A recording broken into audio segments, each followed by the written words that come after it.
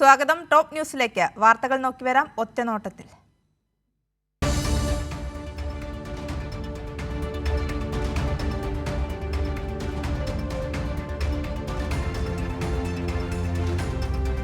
ലഹരിക്കെതിരെ നടപടികൾ ശക്തമാക്കാൻ സർക്കാർ. മുഖ്യമന്ത്രി വിളിച്ചു ചേർത്ത സംയുക്ത യോഗം പുരോഗമിക്കുന്നു.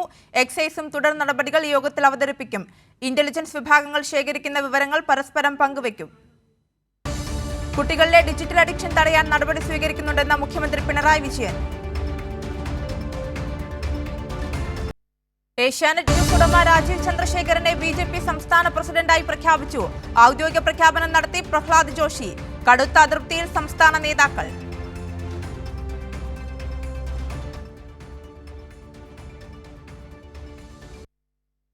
വയനാടിന് കരുതലാകാൻ കൈകോർത്ത് യുവത. ദുരന്തബാധിതർക്കായി വീട് നിർമ്മിക്കാൻ ഡിവൈഎഫ്ഐ സമാഹരിച്ച തുക മുഖ്യമന്ത്രിക്ക് ഇന്ന് കൈമാറും.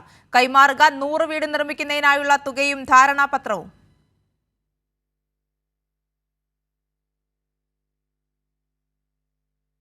ശുചീകരിച്ച പന്തളം വലിയ തോട് നാടിന് സമർപ്പിച്ച ഡിവൈഎഫ്ഐ. മാലിന്യങ്ങൾ കൊണ്ട് നിറഞ്ഞ വലിയ തോടിനെയാണ് ഡിവൈഎഫ്ഐ വീണ്ടെടുത്തത്. പത്തനംതിട്ടയിലെ യൂത്ത് ബ്രിഗേഡർമാരുടെ പ്രവർത്തനം സംസ്ഥാനത്തിന് മാതൃകയെന്ന ഡിവൈഎഫ്ഐ സംസ്ഥാന സെക്രട്ടറി VK സനോജ്.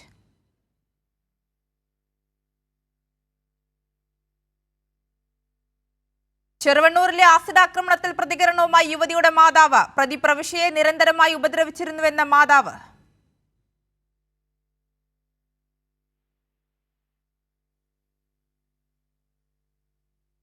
ഇന്നലെ ദിവസം വന്നിട്ട് ഓരോ കടിച്ച് തകർത്ത് കക്കൂസ് ഒക്കെ പോക്കി കുറച്ച് സാധനമൊക്കെ ഉണ്ട് ഒക്കെ അടിച്ച് തകർത്തേരെ. പിന്നെ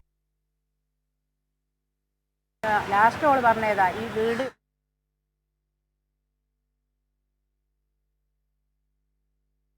ആനയെഴുന്നള്ളിപ്പിൽ ആനകൾക്ക് പ്രയാസമുണ്ടാകരുതെന്നതാണ് സർക്കാർ നിലപാടെന്ന മുഖ്യമന്ത്രി നിയമസഭയിൽ. റവന്യൂ മന്ത്രി, നമ്മുടെ ഉന്നത വിദ്യാഭ്യാസ മന്ത്രി എല്ലാം പങ്കെടുത്തുകൊണ്ട് മറ്റൊരു യോഗം നടന്നിട്ടുണ്ട്. അത്തരം നടപടികളെല്ലാം അവിടെ നടന്നുകൊണ്ടിരിക്കുന്നുണ്ട്. തുടർച്ചയായിട്ടുള്ള വിലയിരുത്തലുകൾ തന്നെയാണ് നടത്തിപ്പോകുന്നത്.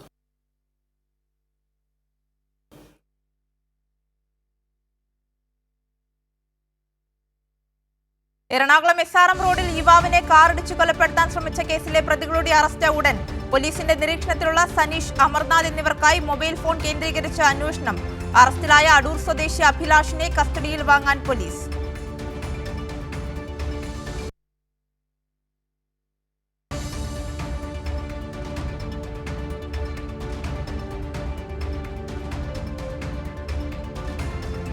കളമശ്ശേരി പോളിടെക്നിക്കിലെ കഞ്ചാവ് വേട്ടയിൽ കഞ്ചാവ് വാങ്ങാൻ പണം നൽകിയ വിദ്യാർത്ഥികളെ പ്രതികളാക്കില്ല. സാക്ഷികളാക്കാൻ തീരുമാനം. വിദ്യാർത്ഥികൾ 10,000 രൂപയാണ് ഗൂഗിൾ പേ വഴി പ്രതി അനുരാജിന് അയച്ചു നൽകിയത്. വ്യക്തത വരുത്താൻ പ്രതികളെ കസ്റ്റഡിയിൽ വാങ്ങാൻ പോലീസ്.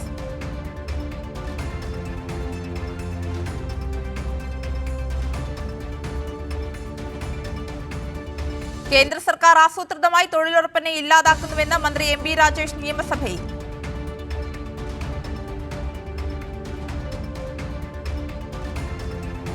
തൊഴിൽ ദിനങ്ങൾ ആവശ്യപ്പെട്ടു. അനുവദിച്ചത് വെറും 5 കോടിയാണ്. എന്ന് പറഞ്ഞാൽ ആവശ്യപ്പെട്ടതിൻ്റെ പകുതിയിൽ താഴെ. കഴിഞ്ഞ വർഷം 6 കോടി അനുവദിച്ചപ്പോൾ ഇത്തവണ വീണ്ടും വെട്ടിക്കുറച്ചു. ഇതാണ് കേന്ദ്ര സർക്കാർ.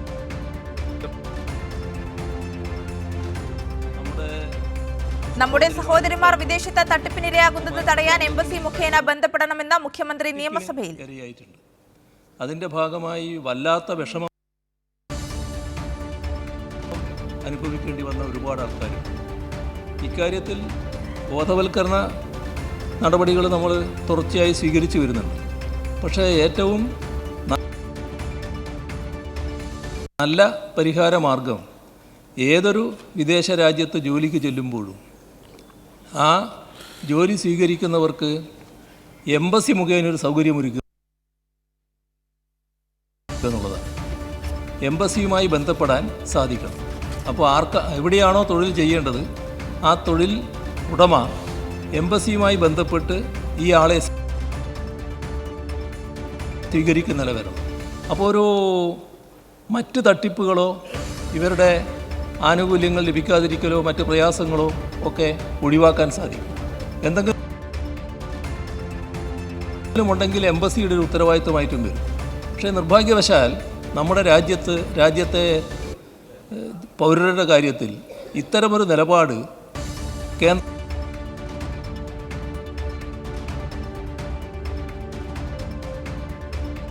പ്രതിപക്ഷ പ്രതിഷേധത്തിൽ പാർലമെന്റിന്റെ ഇരുസഭകളും ഇന്നും പ്രക്ഷുബ്ധം. മുസ്ലിം സംവരണ വിഷയത്തിൽ ഏറ്റുമുട്ടി ഭരണപക്ഷവും പ്രതിപക്ഷവും. രാജ്യസഭ 2 മണിവരെ നിർത്തിവെച്ചു. ഡൽഹി ഹൈക്കോടതി ജഡ്ജി യശ്വന്ത് വർമ്മയുടെ വസതിയിൽ നിന്നും വൻതോതിൽ പണം കണ്ടെത്തിയ വിഷയം പാർലമെന്റിൽ ഉന്നയിക്കാൻ പ്രതിപക്ഷം.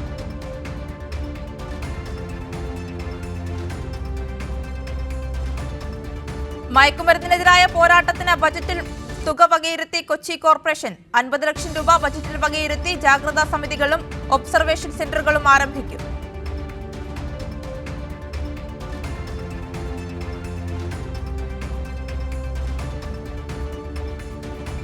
ലോൺ അടയ്ക്കാൻ വൈകിയതിൽ രോഗിയായ ഗൃഹനാഥനെ വീട്ടിൽ കയറി സ്വകാര്യ പണമിടപാട് സ്ഥാപനത്തിലെ ജീവനക്കാരൻ ആക്രമിച്ചു. സംഭവം കോട്ടയം പനമ്പാലത്ത്. പനമ്പാലം സ്വദേശി സുരേഷിനെയാണ് ആക്രമിച്ചത്. ആക്രമണം നടത്തിയത് വെൽസ്റ്റാർ എന്ന സ്വകാര്യ പണമിടപാട് സ്ഥാപനത്തിലെ ജീവനക്കാരൻ.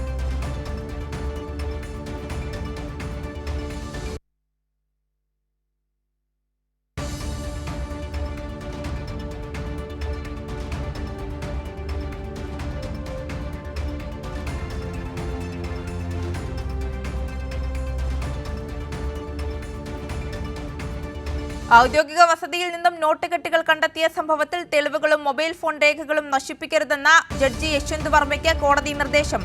രാജ്യസഭാ അധ്യക്ഷൻ ജഗ്ദീപ് ധൻകർ വിളിച്ചു ചേർത്ത യോഗം ആരംഭിച്ചു. യശ്വന്ത് വർമ്മയെ ജുഡീഷ്യൽ ചുമതലകളിൽ നിന്നും മാറ്റി.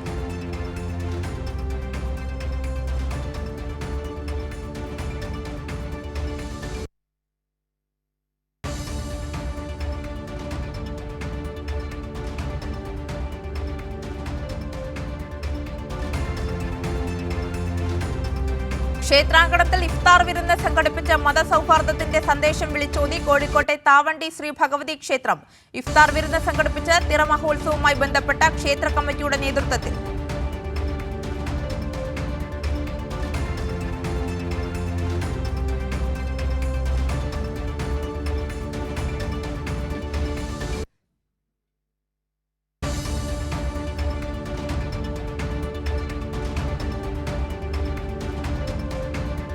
തൃശൂർ വടക്കാഞ്ചേരി കല്ലംപാറയിൽ വയോധികന് വെട്ടേറ്റു. കുഴൽക്കിണർ നിർമ്മാണവുമായി ബന്ധപ്പെട്ട തർക്കത്തിനിടെ കുടിവെള്ള സമിതി സെക്രട്ടറി മോഹനനാണ് വെട്ടേറ്റത്.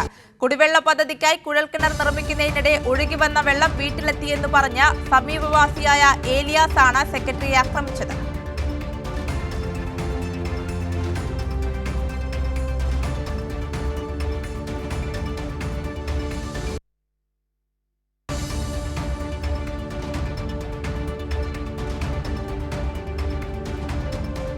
സംസ്ഥാനത്ത് ഇന്നും ഒറ്റപ്പെട്ട മഴയ്ക്ക് സാധ്യത. മണിക്കൂറിൽ 30 മുതൽ 40 കിലോമീറ്റർ വരെ വേഗതയിൽ കാറ്റിനും സാധ്യത.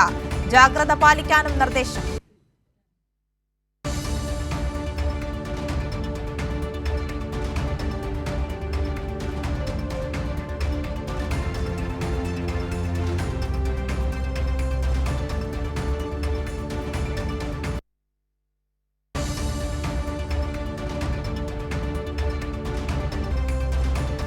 കോഴിക്കോട് ചേവരമ്പലത്ത് ജലവിതരണ പൈപ്പ് പൊട്ടി. റോഡിന്റെ നടുവിൽ വലിയ ഗർത്തം രൂപപ്പെട്ടു. വാട്ടർ അതോറിറ്റി മലാപ്പറമ്പ് ടാങ്കിൽ നിന്നും ചേവരമ്പലം ഭാഗത്തേക്കുള്ള വിതരണ പൈപ്പാണ് പൊട്ടിയതെന്ന നിഗമനം. തൊട്ടടുത്തുള്ള കടകളിൽ വെള്ളം കയറിയതിന് പിന്നാലെ വാൽവ് അടച്ചു.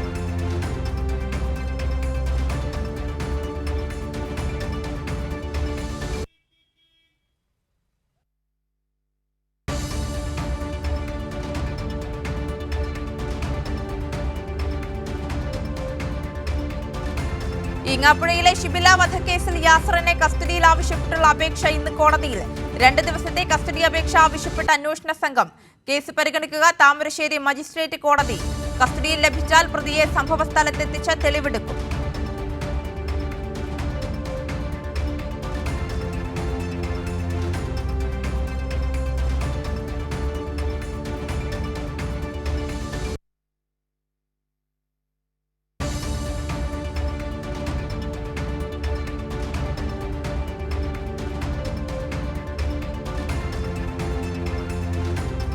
UGC കരട് നയരേഖ 2025 പിൻവലിക്കണമെന്ന AKGCT സംസ്ഥാന സമ്മേളനം. പുതിയ ഭാരവാഹികളെ തെരഞ്ഞെടുത്ത് 2 ദിവസമായി കാസർഗോഡ് നടക്കുന്ന സമ്മേളനം സമാപിച്ചു.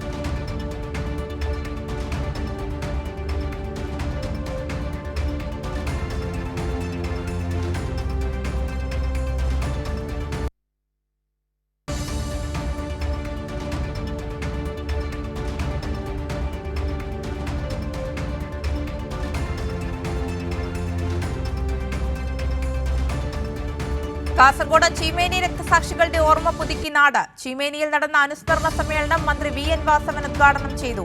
ചീമേനിയിൽ നടന്ന ചുവപ്പ് വളണ്ടിയർ മാർച്ചിൽ അണിനിരന്നത് ആയിരങ്ങൾ.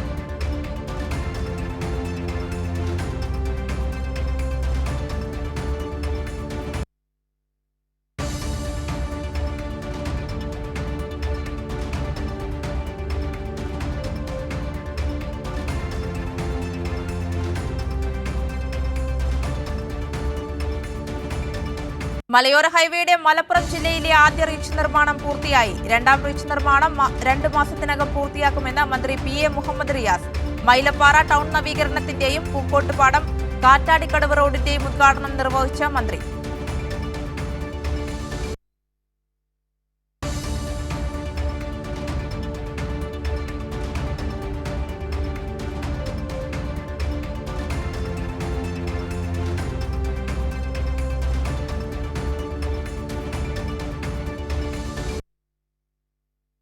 വണ്ടൂർ മണ്ഡലങ്ങളെ ബന്ധിപ്പിക്കുന്ന തൃക്കൈക്കുത്ത് പാലം യാഥാർത്ഥ്യമായി. ഇതോടൊപ്പം കോഴിക്കോട് നിലമ്പൂർ ഗൂഡല്ലൂർ സംസ്ഥാന പാതയുടെ നവീകരണവും പൂർത്തിയാക്കി. പാലവും റോഡും മന്ത്രി മുഹമ്മദ് റിയാസ് നാടിന് സമർപ്പിച്ചു.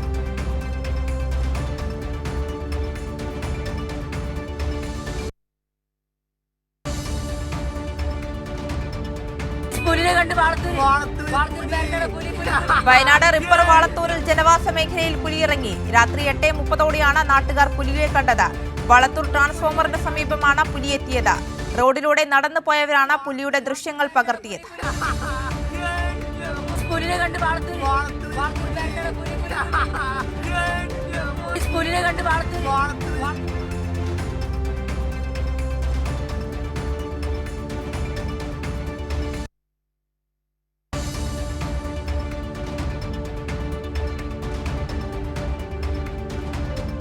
പോക്സോ കേസിൽ നടൻ കൂട്ടിക്കൽ ജയചന്ദ്രന്റെ മുൻകൂർ ജാമ്യാപേക്ഷ ഇന്ന് സുപ്രീം കോടതിയിൽ. കേസ് പരിഗണിക്കുന്നത് ജസ്റ്റിസുമാരായ BV നാഗരത്ന, സതീഷ് ചന്ദ്ര ശർമ്മ എന്നിവരുടെ ബെഞ്ച്.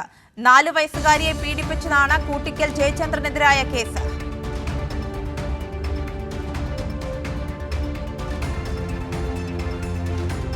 വേനൽ മഴ കനത്തതോടെ കോട്ടയം ജില്ലയിലെ നെൽ കർഷകർ ദുരിതത്തിൽ. നെല്ല് സംഭരിക്കാൻ മില്ലുടമകൾ തയ്യാറാകാതെ വന്നതോടെ വിവിധ പാടശേഖരങ്ങളിലായി കിൻഡൽ കണക്കിന് നെല്ലാണ് കെട്ടിക്കിടക്കുന്നത്.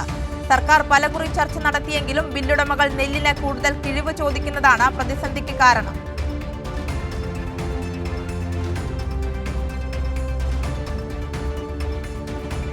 വേനൽക്കാലത്ത് ജീവജാലങ്ങൾക്ക് ആശ്വാസമായി ബാലസംഘത്തിന്റെ തെളിനീരൊരുക്കിയത് തിരുവനന്തപുരം നെടുമങ്ങാട് യൂണിറ്റിലെ കുട്ടികൾ ചേർന്ന്. പരിപാടി ഒരുക്കിയത് സഹജീവിയോടുള്ള സ്നേഹം, സഹാനുഭൂതിയുടെ ബാല്യം എന്ന സന്ദേശത്തോടെ.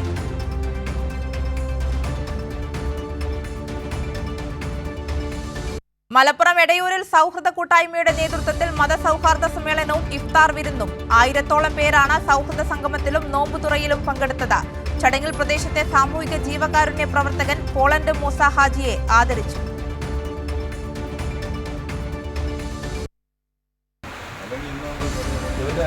തിരുവനന്തപുരം ശ്രീകാര്യത്ത് കൊറിയറിലെത്തിച്ച നിരോധിത പുകയിലുൽപ്പന്നങ്ങളുമായി യുവാവ് പിടിയിൽ. പിടികൂടിയത് ബംഗളൂരുവിൽ നിന്നെത്തിച്ച 61 കിലോ നിരോധിത പുകയിലുൽപ്പന്നങ്ങൾ.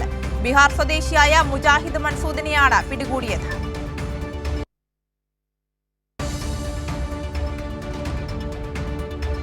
മലപ്പുറം പാണ്ടിക്കാട് ചെമ്പ്രശ്ശേരിയിൽ ഉത്സവത്തിനിടെ വെടിവെപ്പ് നടന്ന സംഭവത്തിൽ 7 പേർ അറസ്റ്റിൽ. പിടിയിലായത് ചെമ്പ്രശ്ശേരി ഈസ്റ്റ് സ്വദേശികൾ.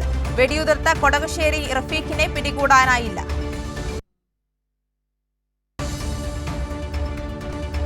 ടോപ്പ് ന്യൂസ് പൂർണ്ണമാകുന്നു. നമസ്കാരം.